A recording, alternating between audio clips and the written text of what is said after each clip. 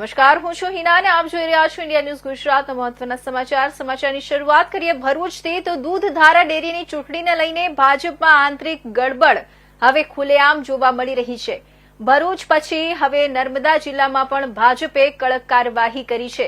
નર્મદા જિલ્લા ભાજપ પ્રમુખ નીલ રાવે વાગરા એમએલએ અરુણસિંહ રાણાની પેનલમાંથી ચૂંટણી લડતા 3 ઉમેદવાર સોમા વસાવા, દિનેશ બારિયા અને સુનિલ પટેલને પક્ષ વિરોધી પ્રવૃત્તિ બદલ સસ્પેન્ડ કર્યા છે।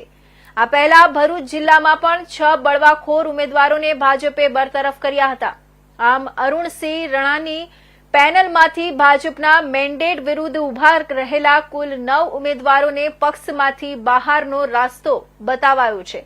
વાગરા એમએલએ અરુણસિંહ રાણાએ ભાજપની કાર્યવાહી પર પ્રતિક્રિયા આપતા કહ્યું કે સસ્પેન્શનથી અમને કોઈ ફરક પડવાનું નથી। અમે વિકાસ પેનલ દ્વારા કમળના નિશાન વિના ચૂંટણી લડીશું।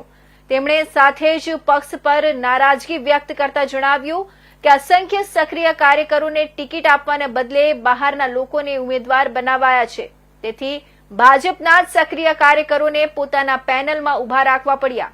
વાગરા એમએલએનું માનવું છે કે ભરૂચમાં ક્યારેય સહકારી ક્ષેત્રમાં કમળના નિશાન પર ચૂંટણી લડાઈ નથી કે જીતાઈ નથી। દૂધધારા ડેરીની આ ચૂંટણીમાં ભાજપના અંદરની ગઠબંધન અને બળવો ખુલ્લેઆમ દેખાતા હોવાથી ચૂંટણીમાં રાજકીય ગરમી વધી છે।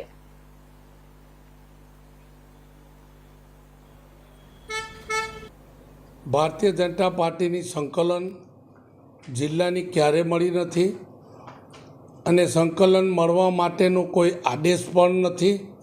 આદેશ આપવામાં આવેલો ન હતો। પ્રક્રિયા સિદ્ધાંતોની વિરુદ્ધ પ્રદેશ ભારતીય જનતા પાર્ટીના પ્રમુખ પાટીલસિંહની લેટરથી સીધી દોરવણીના આધારે એમને જ મેન્ડેટ આપ્યો છે। તમારા જે ઉમેદવારો છે એમનું નામની સૂચિ કેવી રીતે તમે પહોંચાડી હતી?